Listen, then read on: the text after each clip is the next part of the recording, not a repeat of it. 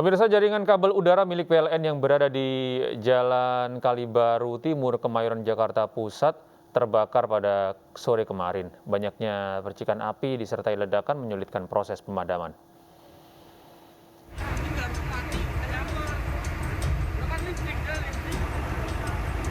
Rangkaian kabel udara milik PLN yang ada di Jalan Kalibaru Timur, Kemayoran, Jakarta Pusat ini sore tadi sudah melintang dan terbakar di badan jalan.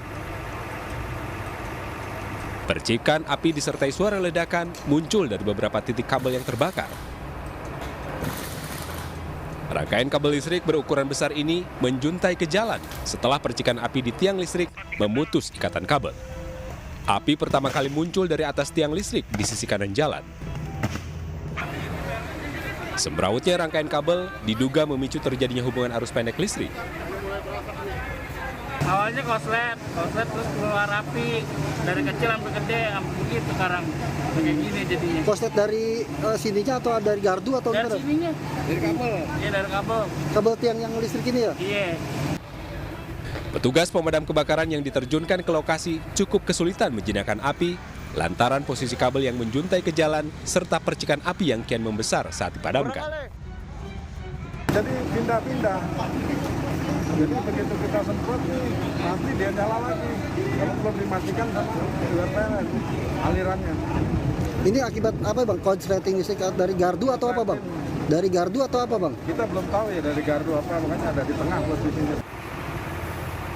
Beberapa titik percikan api akhirnya berhasil dipadamkan petugas setelah petugas PLN memutus aliran listrik. Terbakarnya kabel udara milik PLN bukanlah kali pertama terjadi.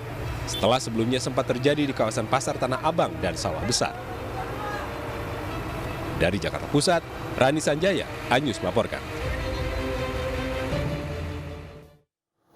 Dua kelompok pelajar di Cilengsi, Kabupaten Bogor, Jawa Barat tawuran. Mereka saling serang menggunakan senjata tajam.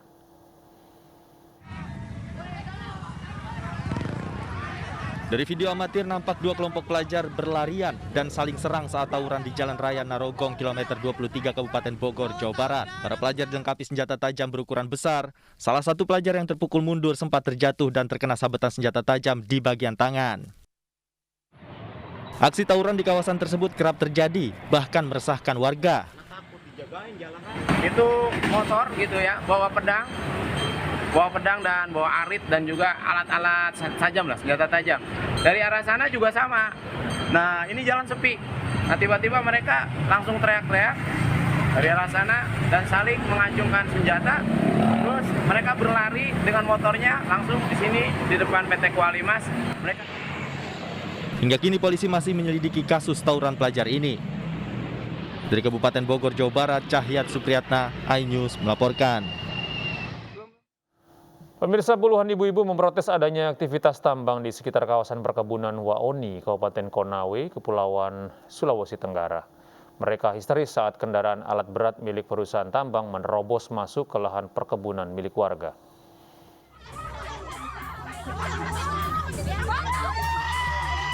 Beginilah aksi puluhan ibu-ibu yang menolak aktivitas tambang PT Gema Kreasi Perdana yang mencoba menerobos masuk ke lahan perkebunan warga di Desa Roko-Roko, Kecamatan Wawoni Tenggara, Kabupaten Konawe, Kepulauan Sulawesi Tenggara, Selasa sore. Warga dan pemilik lahan menolak adanya aktivitas tambang yang merusak lahan perkebunan mereka. Selain itu, aktivitas tambang di lokasi tersebut juga akan mengganggu pasokan sumber air bersih warga sekitar karena pihak perusahaan akan membangun jalan di sekitar sungai. Aksi penerobosan perkebunan warga ini juga mendapatkan pengawalan dari personel kepolisian. Anunya itu, Eksa itu sudah di kebun saya. Jadi sepertinya juga si Ibu Saharia itu, orang mau menerobos di situ. Jadi bagaimanakah? Kita ini bertahan demi kami punya hak. Toh kalau memang tidak haknya masyarakat itu, dihapuskan Pak, dihapuskan. Dihapuskan itu undang-undang berapa, ayat berapa, hak asasi manusia. Supaya bebas ini tambang masuk. Warga berharap pemerintah dapat mempertimbangkan aktivitas izin usaha pertambangan di daerah mereka. Dari Konawe, Kepulauan Sulawesi Tenggara, Muhtarudin, iNews melaporkan. Seorang pemuda di Surabaya, Jawa Timur tewas dengan luka tusuk di perut dan leher. Korban dibunuh kakak kandungnya yang diduga depresi.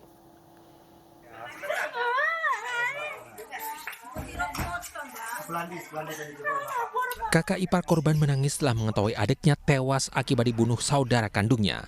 Peristiwa ini terjadi di Gang Flamboyan, Kecamatan Kenjeran, Surabaya, Selasa siang. Korban yang berusia 20 tahun ditemukan tewas di ruang tamu rumah dengan luka tusuk di perut dan leher.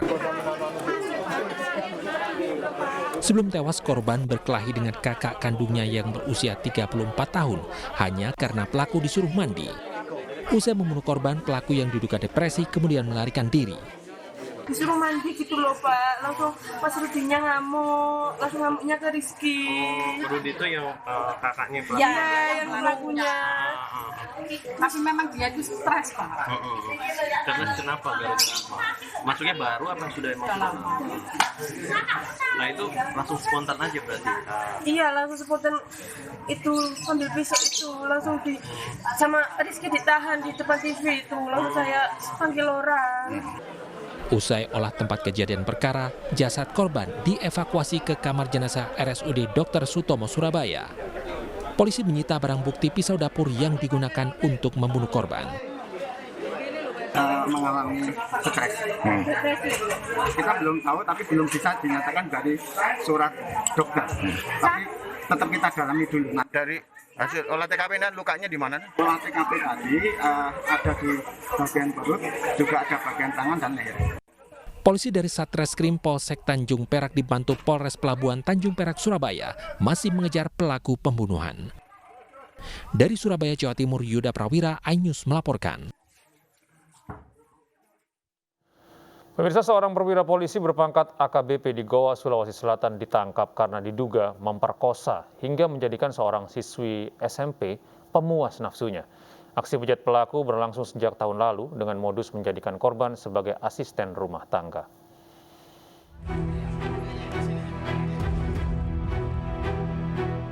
Siswi SMP di Kabupaten Goa, Sulawesi Selatan diduga diperkosa perwira polisi berpangkat AKBP berinisial M.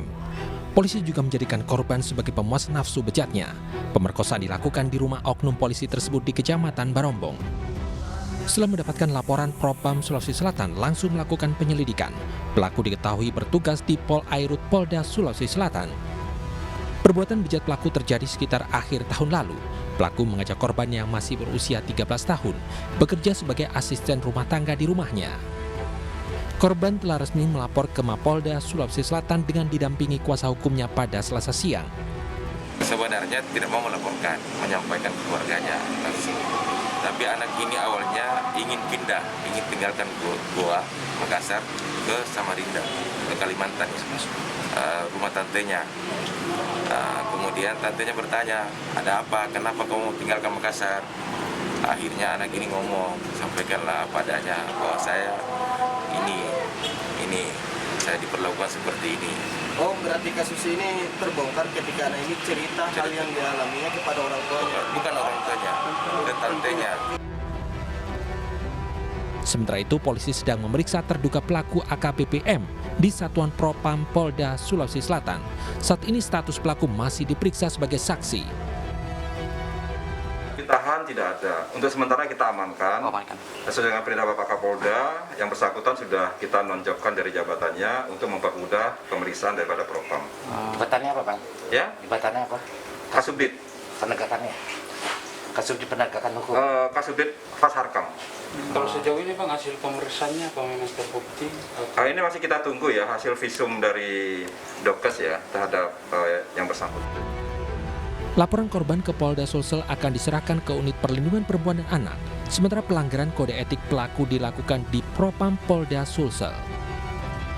Dari Makassar, Sulawesi Selatan, Wahyu Ruslan, Bukma, iNews melaporkan. Sementara itu di Depok, Jawa Barat, seorang ayah tega memperkosa putri kandungnya yang masih berusia 11 tahun berulang kali. Pelaku mengancam korban dengan senjata tajam setiap kali beraksi.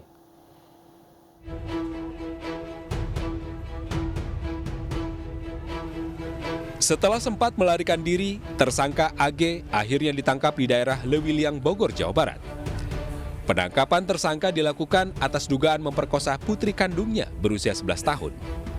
Kasus terbongkar setelah istri memergoki ulah pelaku.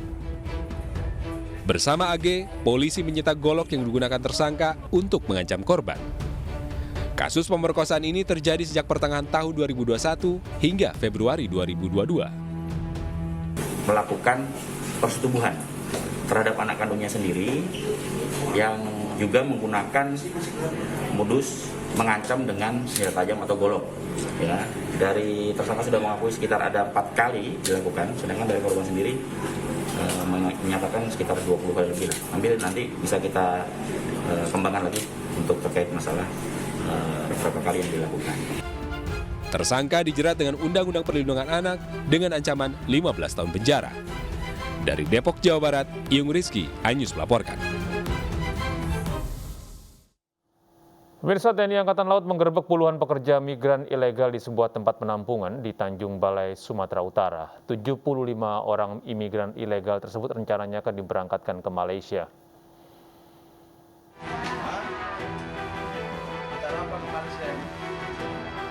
...47 laki-laki dan 28 perempuan ini diamankan oleh personel TNI Angkatan Laut di sebuah tempat penampungan di Kelurahan Matahalasan, Tanjung Balai, Sumatera Utara. Rencananya mereka akan diberangkatkan ke Malaysia sebagai pekerja imigran ilegal. Tempat penampungan yang didiami para pekerja imigran ini merupakan milik seorang warga.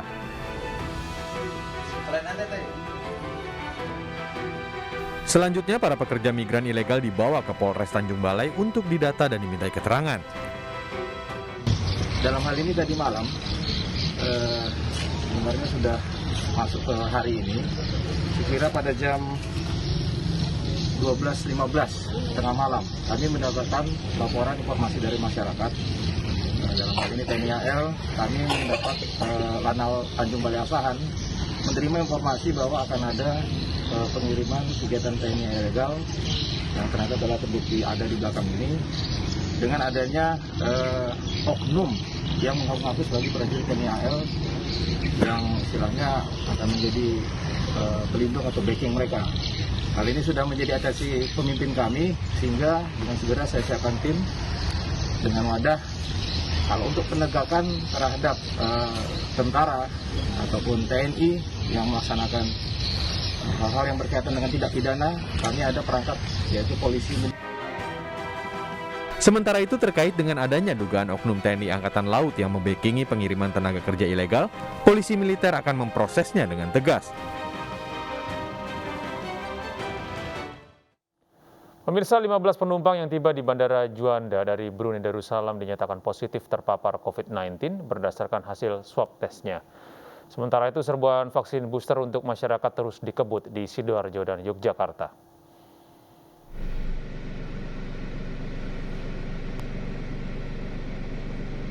(15 dari 211 pekerja migran Indonesia asal Jawa Timur yang tiba di Bandara Juanda dari Brunei Darussalam diketahui positif terpapar virus COVID-19. Hal ini berdasarkan hasil swab PCR di tempat karantina di Asrama Haji Sukolilo dan Asrama LPMP Surabaya. 15 pekerja migran yang dinyatakan positif merupakan penumpang dari 2 pesawat, yakni Royal Brunei Airlines dan Garuda Indonesia. Dari 2 penerbangan, yang pertama penerbangan dari Brunei, 102 personel, yang positif ada 8 orang. Misalnya dari Garuda, yang 109 personel, yang positif ada 7. Ya. Kesemuanya akan dievakuasi menuju ke rumah sakit. Masih dari Sidoarjo, Jawa Timur, serbuan vaksin tahap ketiga atau booster mulai menyasar ke kawasan perumahan di batas kota. Warga di kawasan Desa Ngingaswaru mengaku senang dan antusias karena mereka tidak lagi bingung harus mencari vaskes yang menyediakan vaksin dosis ketiga. Tim vaksin Polresta Sidoarjo menyediakan 500 dosis vaksin booster jenis AstraZeneca. Ya, mempermudah ya, soalnya kan di kantor juga memang kita belum ada fasilitas untuk vaksin yang ketiga ini. Jadi ini mempermudah sih, karena jangkauannya ada di wilayah kompleks sendiri. Binda Daerah Istimewa Yogyakarta kembali melaksanakan percepatan vaksinasi untuk masyarakat umum di Kabupaten Kulon Progo, Sleman, dan Kota Yogyakarta. Korwil Vaksinasi Binda DIY, Wuri Atmaja, mengatakan pemberian vaksin merupakan cara yang paling efektif dan efisien untuk membentuk kekebalan komunal. Wuri mengajak seluruh lapisan masyarakat mendatangi sentra vaksin terdekat dan tak perlu risau divaksin. Dalam kegiatan kali ini, digeber vaksinasi tahap ketiga atau booster untuk lansia. Hal tersebut menyusul perubahan aturan jarak interval minimal 3 bulan bagi lansia. Tim Liputan iNews melaporkan. Panglima TNI Jenderal Andika Perkasa dinyatakan positif COVID-19. Hal ini disampaikan Presiden Joko Widodo dalam Rapim TNI Polri di Mabes TNI di Cilangkap, Jakarta.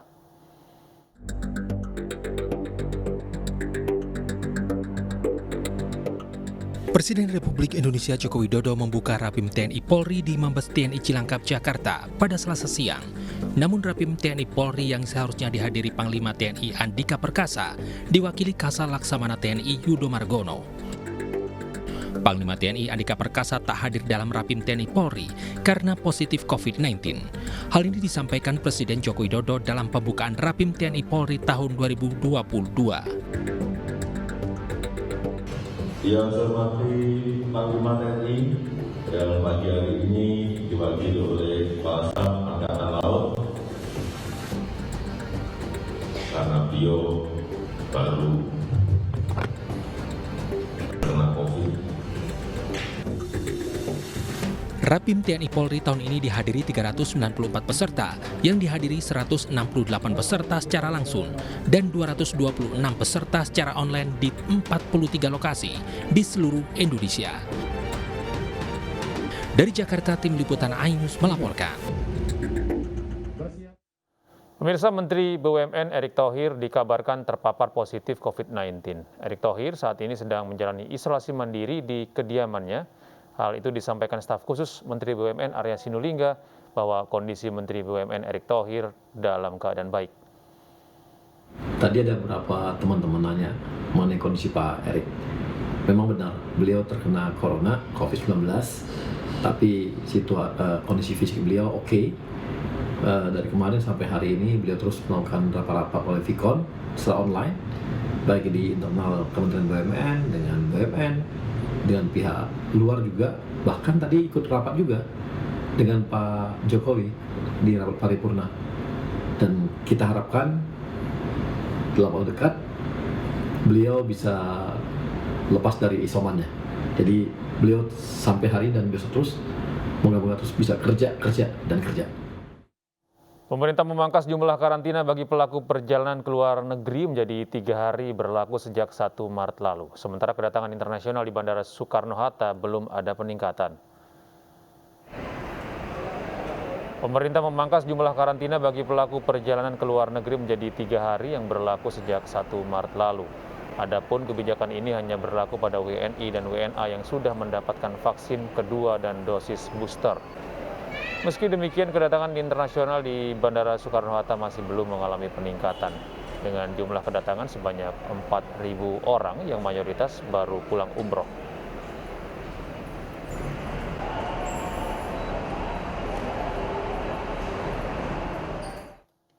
Pemirsa, pemerintah kembali memperpanjang periode pelaksanaan PPKM pada 386 kabupaten kota di luar Jawa Bali mulai 1 hingga 14 Maret 2022. 320 kabupaten kota kini berada di PPKM level 3 berdasarkan evaluasi mingguan terhadap level asesmen situasi pandemi.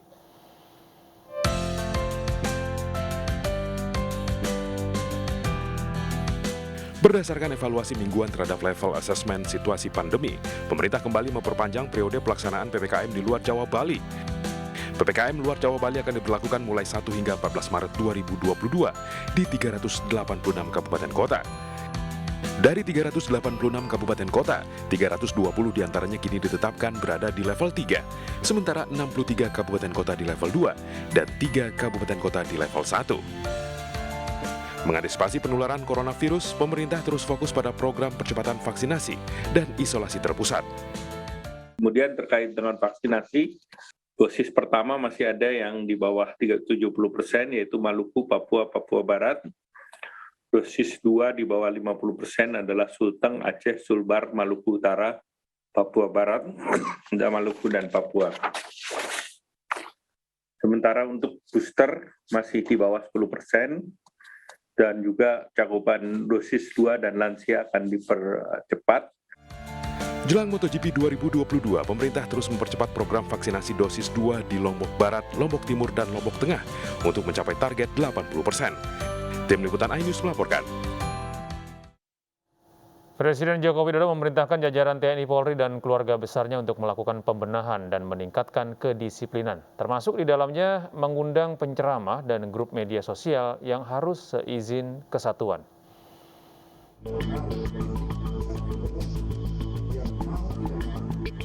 Instruksi Presiden Joko Widodo kepada jajaran TNI Polri dan keluarga besarnya disampaikan dalam rapat pimpinan TNI Polri tahun 2022 di Jakarta.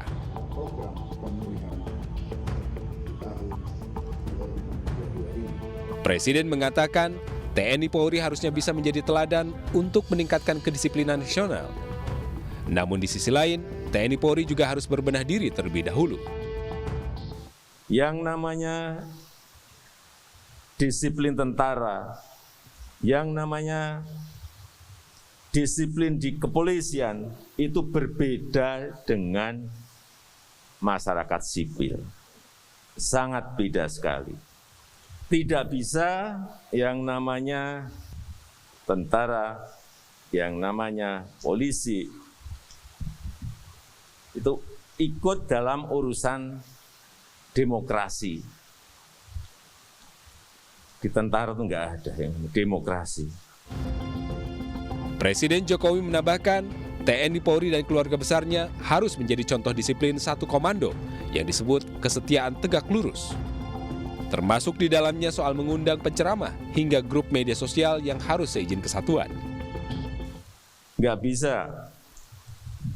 Menurut saya nggak bisa. Ibu-ibu tuh memanggil misalnya, ngumpulin ibu-ibu yang lain, memanggil penceramah semaunya atas nama demokrasi.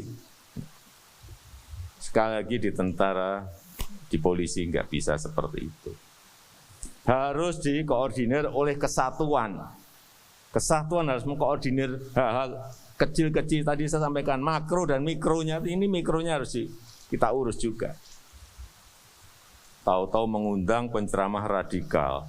Nah, hati-hati. Dalam kesempatan itu, Presiden Jokowi menyinggung adanya grup WhatsApp di keluarga TNI yang membahas pro kontra Ibu Kota Baru Negara Nusantara. Presiden menegaskan, Ibu Kota Baru Negara sudah disepakati oleh pemerintah dan 8 fraksi di DPR.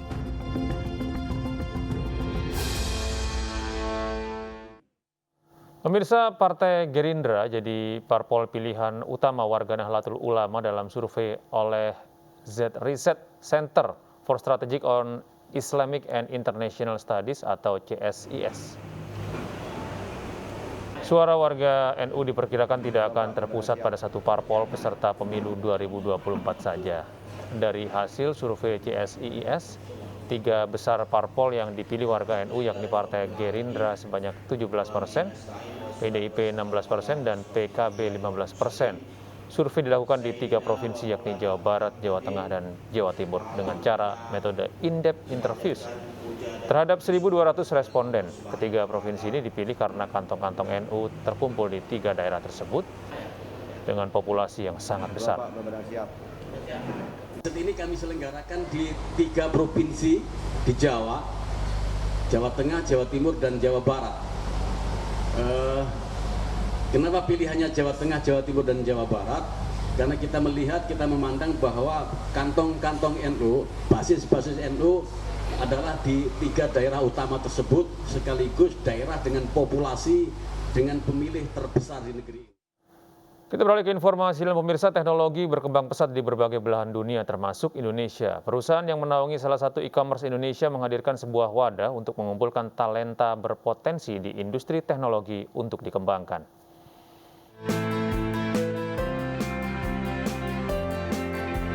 Potensi industri teknologi informasi di Indonesia telah mencuri perhatian dunia. Beberapa talenta muda tanah air telah melangkahkan kakinya untuk berkarya di dalam dan luar negeri. Melihat hal ini, sebuah perusahaan yang menaungi salah satu e-commerce di Indonesia menghadirkan inovasi untuk mengembangkan talenta berpotensi di tanah air di industri digital. Presiden Republik Indonesia Insinyur Joko Widodo meresmikan langsung wadah berkumpulnya talenta digital Indonesia yang akan berkontribusi memajukan industri teknologi di tanah air. Saya sangat menghargai apa yang telah dilakukan oleh SILAB Indonesia yang sudah banyak mengundang